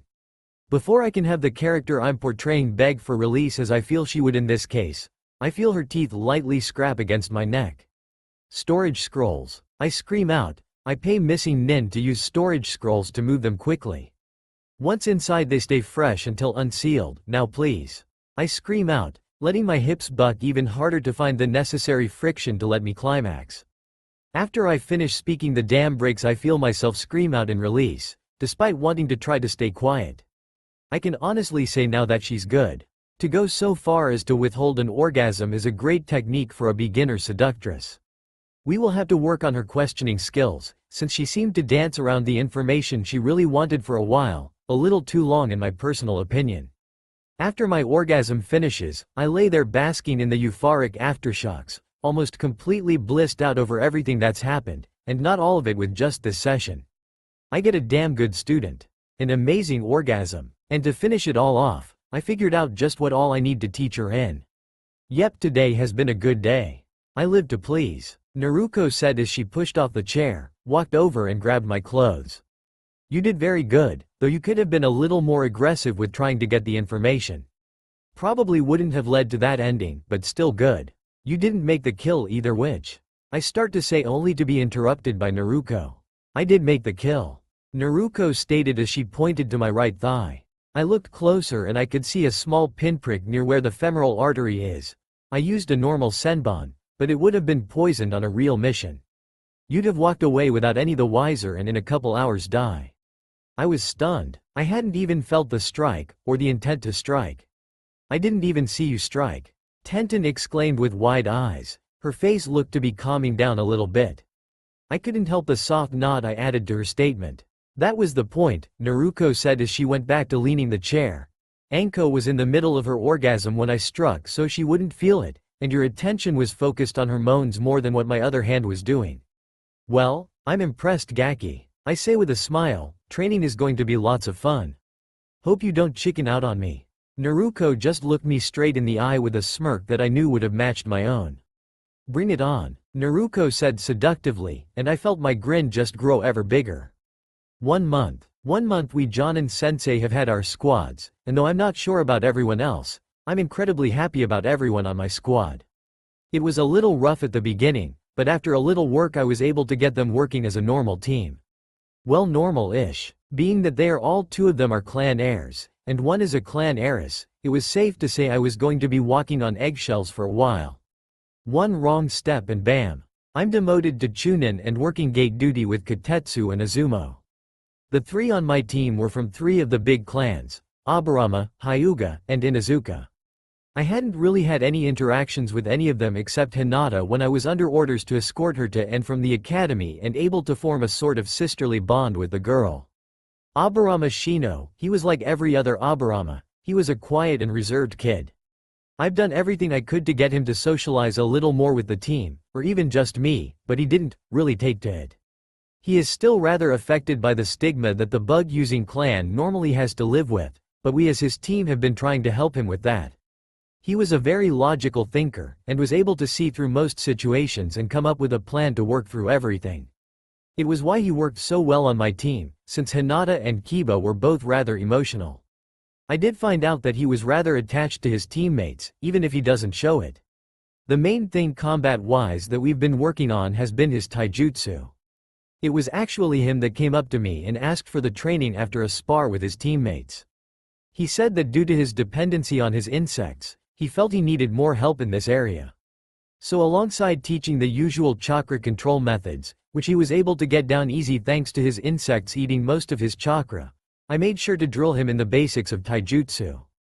I didn't know a lot about taijutsu, it wasn't my area of expertise, but I was able to put together a good conditioning routine for him. Once we gained a little more experience, I'm going to ask Guy to see if he can help find a proper style for him. Right now I just want him in shape for it. Inuzuka Kiba, I can describe him with 2 words, teenage boy. Like all teenage boys, he was loud and brash, really just an overall hothead. He was also a pervert, which after a chat with his mother, sister, and a couple of my homemade anti-pervert genjutsus including one where his penis fell off, I was able to correct that. Though I am a little worried I might have been a little harsh on him, it's nothing that time won't fix. Kiba was our group's nose. He could sniff out just about anything, one of the reasons my team currently holds the record of catching Tora in under an hour, something that they are rather proud of really. He's also been a major help when it comes to their teamwork, since he's lived with the whole pack mentality, and really has shown since they operate more like a team that has spent close to a year working together instead of a brand new team. With Kiba, outside of the normal training I had for the rest of the team, I went the exact opposite on his training that I did with Shino. Kiba had one of the lowest scores in class. It wasn't that he wasn't intelligent, just that he didn't have the patience to sit still and learn. So I started by physically strapping him to a chair and forcing lessons down his throat. Afterwards he seemed to take to them decently. Kiba was the one who took the longest to get his chakra control up to par. Hyuga Hinata, she's like the little sister I always wanted. I've known her for going on 2 years now. Her father thought it was necessary that she be escorted to and from the academy. During that time I was able to get rather close to her. She isn't like any other Hyuga, she's kind and gentle. However, also unlike other Hyugas she's rather timid. And in this life that's a rather bad thing to be. Timid people tend to not get into confrontations, which tends to lead to their own deaths since they don't want to confront the enemy and it gives an opening. I've tried everything I can think of to help my surrogate little sister with her courage. I even went to others for suggestions, but despite my best efforts she just kept to being timid. I almost thought it was an act at one point until she started fainting. I was hoping that maybe with Kiba's hot-headedness, that it might help her gain a little courage from working with her team. Yeah, I was wrong. So that's why I'm forced to resort to rather drastic measures. I'm going to enlist the help of someone who I'm positive could break her out of her timid shell and show her that she truly is strong. Or it'll break her completely and she'll be timid forever. I know it's a risk, but I'm out of options and it is affecting how well they handle themselves in the field. I was even hoping on getting them to start easy C-rank missions instead of the D-rank chores we've been doing, so I really need them to be effective. And that is why I'm currently walking up the stairs of this apartment complex with my team, to see the one person I'm positive could help. Mitarashi Anko. If there is anyone who can help Hinata, it'll be her. I haven't actually talked with her in a while, she's been taking her sensei duties rather seriously, which I was happy about, and I've been busy with my squad as well. I was happy that her past experiences weren't stopping her from teaching. I was a little worried when I had heard that she was still doing her work with the T&I department, that she might be neglecting Naruto, but she seems to be handling it well if the rumors were anything to go by. As I knocked on the 3-digit marked door, I started to recall everything I had formulated to getting her to help. First I was going to appeal to her as a sensei, and if that didn't work I was going to guilt trip the hell out of her for when she decided to camp out on my couch for 6 months. Combine all of that with me asking as a friend for a favor, and it's not like she could say no, right? I heard a soft groan, and then a curse before I heard footsteps walking quickly to the door. It was odd that I would find her here, since this wasn't her apartment, but Hokage-sama said she would be here. He said that she had been visiting this apartment near every day since she had gained her apprentice. The door opened and there my best friend stood. Without her coat, leaving everything open, as her mesh armor didn't hit a lot, and my students were right behind me. I could just about feel Kiba's leering gaze on my friend. Anko-chan, cover up damn it, I screeched out, as I went to move my body to keep hers out of their line of sight. Sorry, I was rather busy. What do you need? Anko asked, folding her arms over her busty chest, effectively hiding a little more, but still not enough in my opinion. Sorry, I needed to ask a favor. Can I come in? I asked, lowering my voice back down to a normal register. Anko looked like she was about to say something before another groan came from further in the apartment. Oops, sorry, in the middle of something, Anko said as she dashed off further into the apartment. Now normally you'd think that when someone does that, you'd leave, right? Well, I'm worried that someone could be hurt, especially knowing how much of a possibility it was when Anko is involved, so I don't leave. I rush in after her, completely forgetting about my students since they're rather quiet. Not odd for Hinata and Shino, but Kiba, he really likes to talk, whether to himself or the ever-present puppy on his head, so I'm not used to him being silent. As I run into the next room, mentally wondering whose apartment this is, Because the kitchen is spotless and Anko is not. I see Anko standing over her apprentice who is on the ground with her legs pulled together and with an expression that looks rather painful. Name, Nai-chan? What the hell? I said I'm busy. Anko said, turning her attention to me. I stood there for a moment as I tried to come up with a good excuse. No, you said you were in the middle of something, then a groan and you run off. I was worried that someone might be hurt. I say quickly in my defense. A weak excuse I know, but it was all I had right now.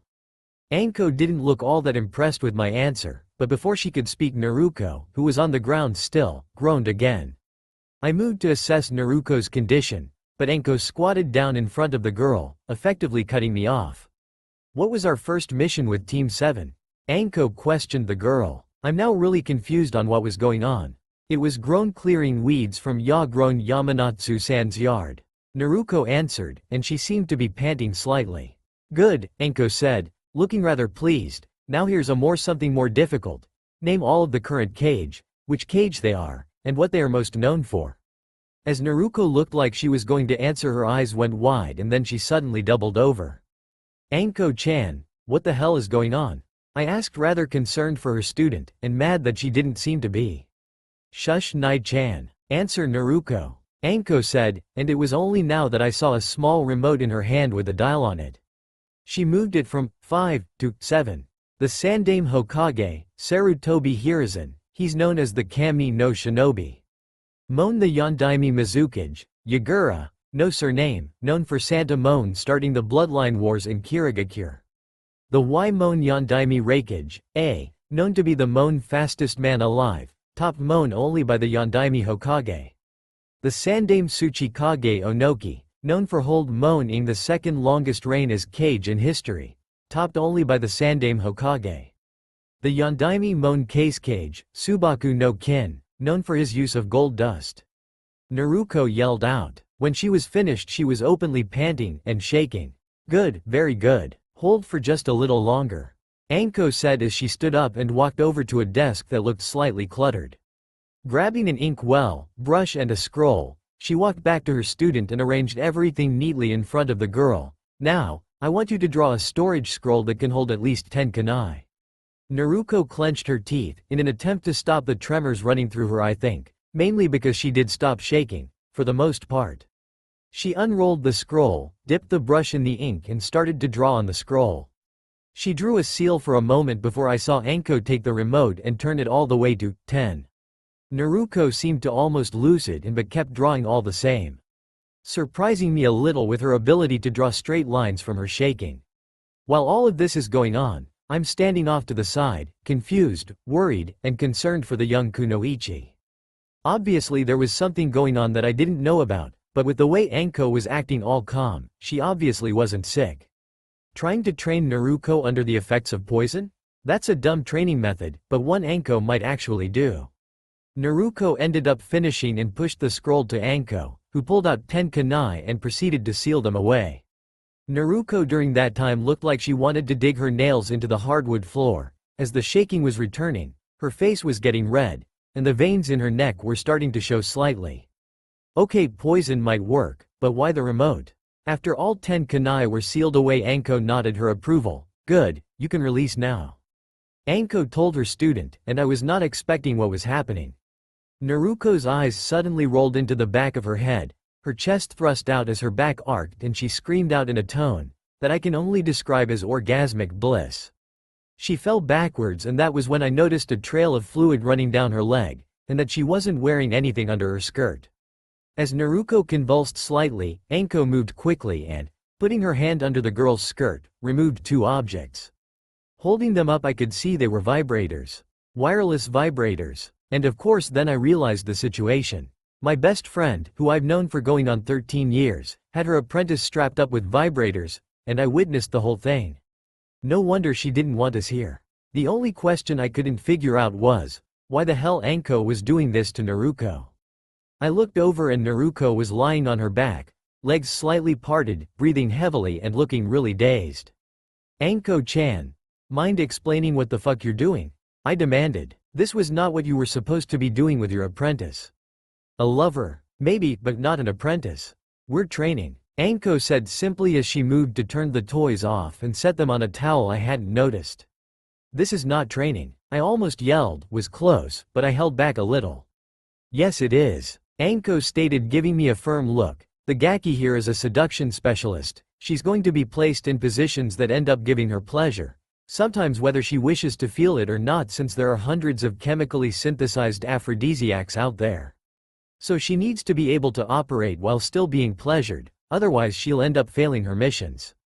This training is helping her get used to working while being regulated continuous stimuli, hence me asking random ass questions. Anko finished saying, and the worst part was that I actually understood the need for the training. This whole situation went completely against everything I stood for. You don't get involved with your students, and you shouldn't be with someone who was at least a decade younger than you. I mean, I know my morals are a little high-strung, but it's what I've stuck for so long. This whole thing just was bad, bad, bad. Anko-chan, I said in a normal tone now, making sure she understood I was serious about what I'm saying. I understand your training, but going about it this way is the only way. This way I can monitor her in case something goes too far and she breaks. Several kunoichi have tried this training and just either aren't able to do the training long enough for it to be effective, or they push too far and end up becoming addicted to it and become nymphomaniacs because they go too damn far. Anko said heatedly, interrupting me. I was shocked. I understand that pleasure was addicting, but did their training go that far? If so, why on earth would anyone want to do it? I never liked seduction. It never sat well with me when the woman's mission was to seduce multiple people over their careers and have with them just to get some information. I understood the reasoning behind it, but it was still immoral. Anko-chan, enough! Naruto roared out from her place on the ground and now sitting up, supported by her hands behind her. I'm shocked that this genin has the nerve to yell at us Jonin. And one who is her sensei. No more arguing about this training in my apartment, damn it. You've already ruined the orgasmic high I had, damn it. I'd like not to have a noise complaint as well. I'd also like to put on some panties before more of my classmates get to see me. Naruto hissed out. It took me a moment for her words to sink in before I turned around to see my team standing in the doorway. A quick glance back at Naruto, and I could see her skirt was sitting in a way that you could see her glistening. Oh dear Cam, I'm so sorry. I quickly yelled out and rushed my team and pushed them into the next room, closing the door behind me. Kiba had a nosebleed and his stupid perverted grin on his face. Shino, though it was hard to tell with his coat covering most of his face, was blushing, and Hinata looked about to pass out from the embarrassment of the situation. Hell, from the heat from my face, I could tell I was blushing as well. I could hear Anko's soft laughter from the room we were now occupying, as I was standing next to the door to make sure Kiba didn't try anything stupid.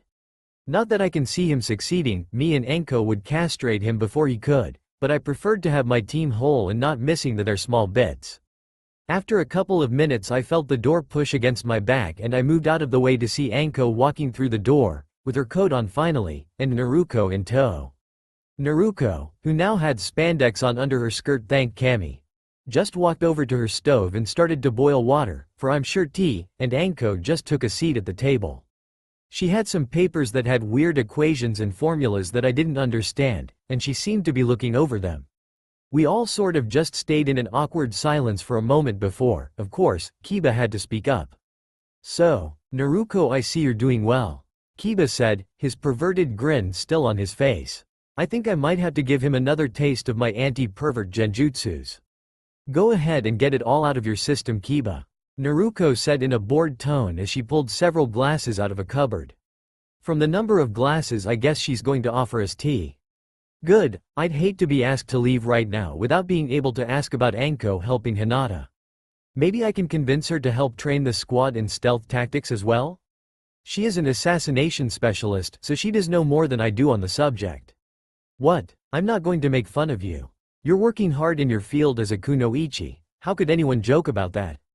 Kiba asked, and for a moment I was happy to see he was actually maturing a little. Well, that was at least until he opened his mouth again. That, and it's nice to know that you're a natural redhead. Means no surprises later on when you and I. Kiba went to finish in a smug tone. I moved quickly and pinched a nerve in his neck to knock him out for a while, and effectively stopping him from finishing his sentence. It went quiet as for a moment, the only sound coming from the boiling water. I looked back at Naruko and gave her my best apologetic smile. I'm so sorry for my student. He can be a little crude at times. I said, hoping she'd forgive Kiba. I wouldn't put it past her to just demand that she be allowed to beat on him for a while. I would. Naruko however just shrugged. He can be as crude as he wants. It's nothing new really. He was like that even back at the academy. Naruko said, continuing with her bored tone as she served the tea.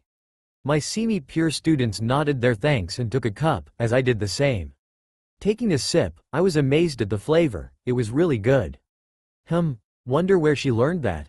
Oh yeah, Nai-chan, what did you need? You had to have come here for a reason other than getting a peek up my student's skirt. Anko asked me, looking up from the papers she was going through. Dear Cammy, could she, not being that up? I still can't believe I had let my guard down enough to forget about my students and put Naruko in a position where she was so exposed like that. And to people she'll end up working with too.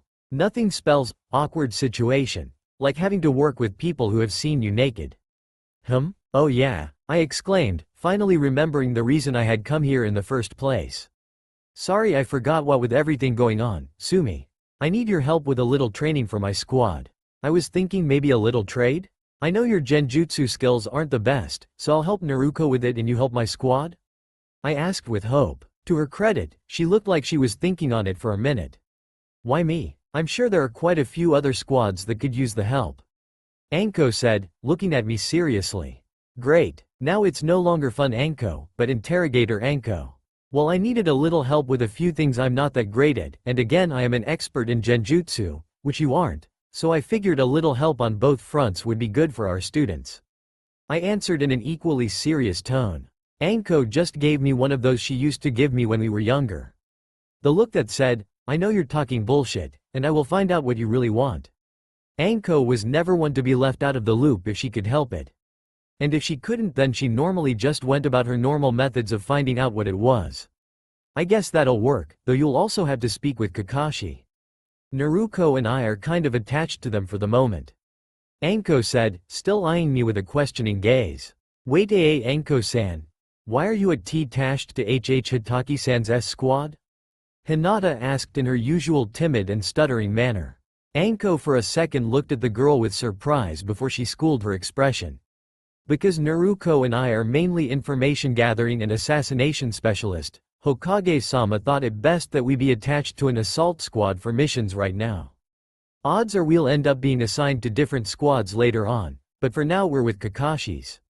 So you might want to talk with him since he'll probably want to send his Gaki along too. Anko informed my blue-haired student, who was poking her index fingers together. Again, and damn Anko. Of course she'd try to get me back for not telling her everything right away. But it's not like I can ask her to help my student with courage problems, in front of my student. I was going to ask her after she agreed. I didn't think it was going to be this difficult, damn it. I'll talk to him, but who knows, maybe he'll want to focus on his own training program for his students instead of wanting my help. I say back, using every ounce of control I had to keep the anger out of my voice. Anko kept looking at me for a moment before turning to her student. These look good Gaki. I want you to make a working one, with an antidote, before the end of next week. We'll test it then. Anko informed her student who just shrugged. I already know about Naruko's use of poisons. It scares me a little that someone so young is into just a deadly art, but what can you do? She's not my student, and it's all good so long as it's not used on Konoha forces or its population. Well, we'll get out of your hair now, I say, as I make my way towards the door, making sure to drag my perverted student behind me. Oh Anko-chan, after you're finished training for the day, come find me so we can have a drink. It's been a while since we last met up. I made sure to say as I was out the door so she couldn't refuse. As we walked down, or in Kiba's case was dragged, the stairs, I couldn't stop the internal chuckle I had. I had gotten what I needed, and that's all that mattered. Though I really need to apologize to Naruko about my forgetfulness and basically allowing my students a free peep show. Naruko Pav. I heaved a sigh as my apartment door closed. It's not that I don't like my old classmates. I'm just annoyed with the whole situation. We had just gotten back last week from Anko-sensei's Forest of Death. I had lasted 4 days this time before Anko-sensei pulled me out. I just really wasn't in the mood after that failure despite Anko-sensei saying it wasn't one. Anko-sensei, despite what any of the rumors say, is actually an excellent teacher. I've done the mandatory 10D ranked missions with Team 7, and during that time she made sure to teach me every day. In all honesty, she's become my best friend as well as my sensei. During the 1 month I've been her apprentice, I've learned a lot. Like a lot, not just some a lot, but a lot. She's made sure I knew several defensive ninjutsu, i.e. Doden, Doryuheki, Earth Release, Mud Wall, and Doden, Mogaragakure no Jutsu, Earth Release, Hiding like a Mole. I really like the last one for my assassination techniques. Seems to scare the crap out those I end up testing my skills on when I randomly pop out of the ground. She's taught me a single offensive jutsu, simply because she didn't want me to be too defensive-oriented. Kaden, Gokakyu no Jutsu, Fire Release, Grand Fireball Jutsu. According to Anko-sensei, it was a basic jutsu, so she wasn't too worried about me learning it. She also didn't want to teach me too many offensive jutsu and become too combat-oriented, and instead focus on my stealth and assassination skills as well as the more subtle arts. Outside of combat, she took me to the T&I department building and had me try to seduce a couple of prisoners for information, 2 men and a woman. Was really easy since they were civilians, or at least I think they were. I didn't really care, I just did what Anko-sensei asked me to. She had me change up techniques, playing a submissive geisha to a dominatrix. Honestly, the dominatrix was fun, not something I'll do every day, but still fun. I have been sparring with Panda-chan as often as I can. A lot of the time, Lunatic Jr. San would join as well to help with my taijutsu. My taijutsu, I found out, was remarkably close to Anko-sensei's. After she ended up looking at the styles Lunatic San had brought, she picked one out and compared it to a style she had originally that she didn't learn. Since they were similar, she asked the man if it would work and he gave her the affirmative. The style was called Mizu Habi o Nagaleru, Flowing Water Snake. Anko-sensei said it was the more defensive version of her style, and that it required the body to flow rapidly around their opponent instead of bend like hers does. She seemed really proud that she was able to get me the style. My body, while somewhat bendy, flowed a lot easier than bent, so she felt it was the perfect style to combine with my Suiran o Nagaleru, Flowing Water Lily, Kanjutsu style. Panda-chan had been interested in where I had learned the style, and I told her that Akira Ba-sama had bought the scroll for me to learn from. I never knew why, she just did. Then again, she did a lot of things that didn't make sense that I never really questioned. I think she's just a crazy old lady, but I'd never speak those words out loud. Ever. That woman is family, no matter how crazy her methods might be. Alright Naruto-chan, what did you make of that? Anko-sensei asked me, bringing me out of my musing over everything I was learning. I took a moment as I rethought over everything. She's after something, Kurenai-san is. If I had to guess, it's probably something to do with Hinata, help her work on her courage or something like that. Only thing I can see that fits. I said analytically. Seriously, why else would she show up? Kurenai's a Jonin, so it's not stealth, they're not an assassination squad, and if it was taijutsu for Shino then she would have gone to Lunatic-san. Well, this should be interesting nonetheless. Now I also wanted to tell you that we're going to try the week-long trip into the Forest of Death again in 2 weeks. So I'm going to work you into the ground again. Just felt you might want the heads up. Anko-sensei said, and honestly? I'm rather happy she informed me this time. Unlike last time where she showed up at 2 in the morning, broke into my place and hogtied me, kidnapping me and throwing me into the forest, with very little gear all the while saying something about survival training. I wasn't too happy as you can imagine. Oh, we need to go grab a mission. I'm going to say you're good enough to start C-rank missions. We'll see if we can get one without Kakashi's squad, otherwise we may not be leaving the village anytime soon. Anko-sensei said, and I had to agree with her. Team 7 wasn't really working out all that well. They seemed to be fighting each other more than anything else. Sasuke thinking he's superior to everyone, including his own sensei, Sakura the fangirl who just wants Sasuke's attention, and some pale kid who seems to love infuriating everyone. I kind of like Pale-san a little because of that, at least up until he called me Slut-san. Then I backhanded him into a tree, accidentally. PFT stupid Pale-san. Okay sensei. I reply as I quickly walk into my living room to grab my sword. As I put on my belt and head back into the kitchen, Anko-sensei is tapping on her sandals. Let's go Gaki, we're off to Hokage-sama. Anko-sensei said in her usual lunatic, happy tone. Hokage's office, still Naruto's POV. Being Anko-sensei's student is rather exhausting at times. I mean, I know how to act. And one of the ways you don't is by kicking in the Hokage's door like you own the place. Seriously, she's going to get us killed by the Anbu that quickly respond to the threat one of these days.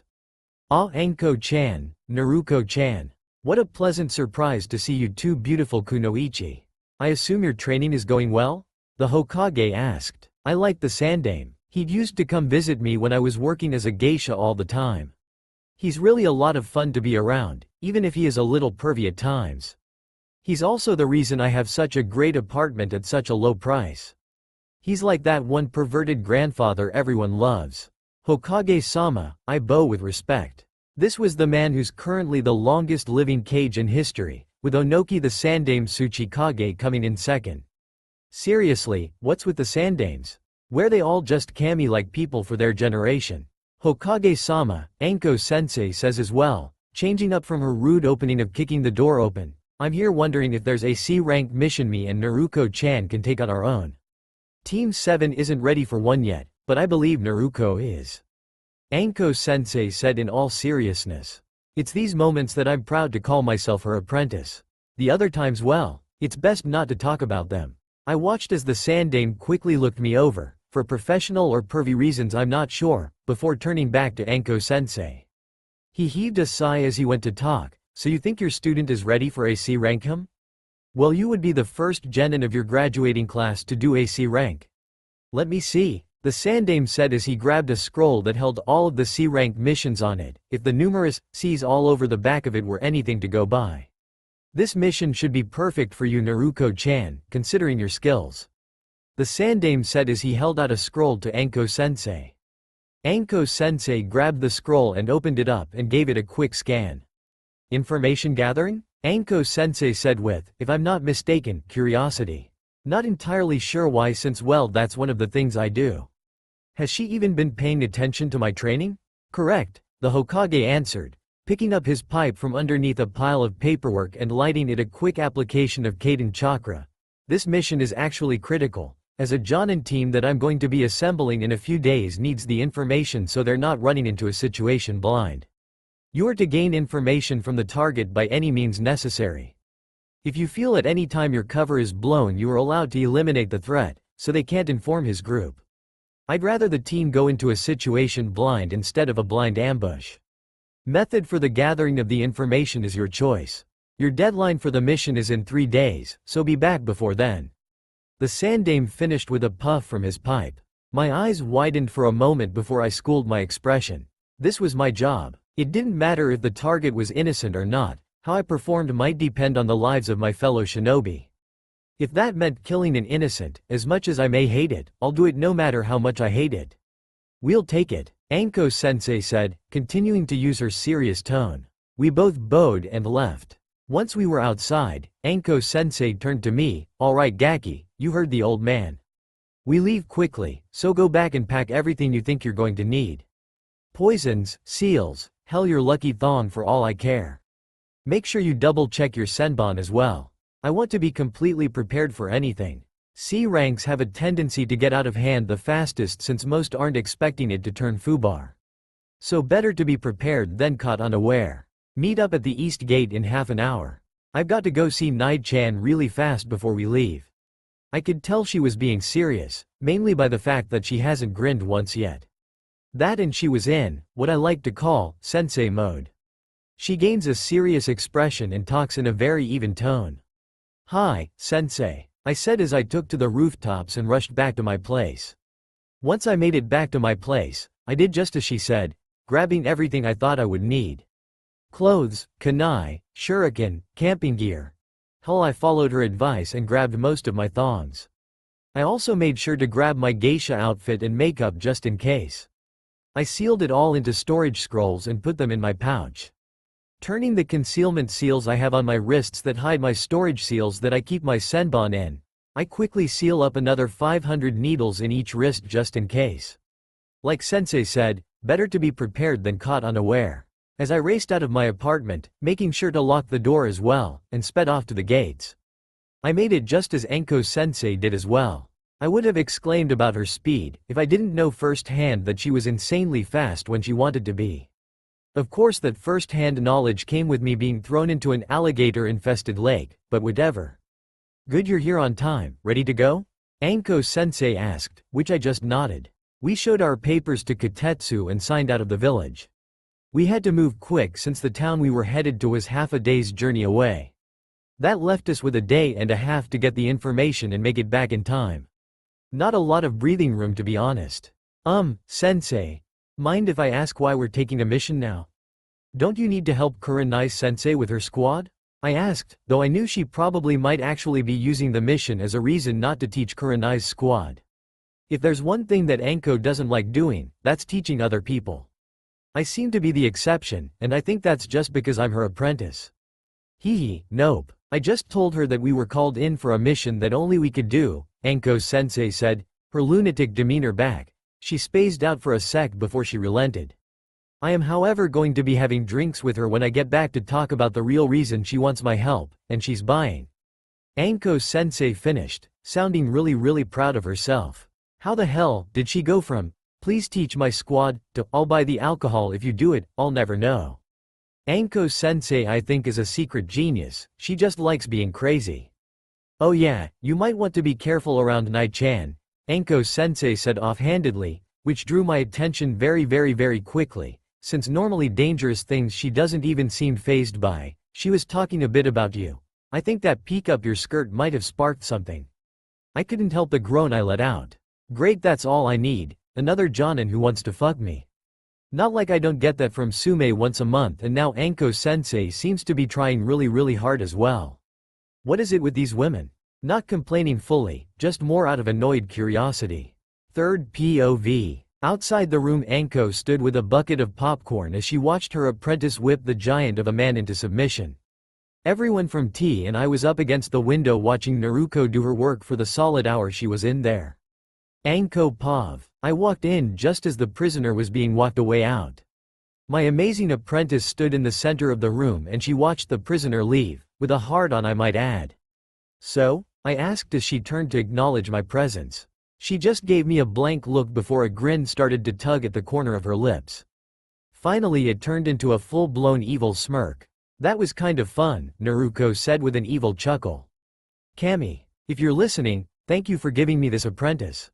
My 5'0", weighing in at maybe 100-pound, apprentice just dominated a giant. I've never been more proud. I quickly threw my arm over her shoulder as we walked out of the room. Oh my dear pupil, I have so much more to teach you. I say in my best attempt at a sagely tone. Out of the corner of my eye I saw everyone who tried to look like they were doing something freeze and shiver in fear.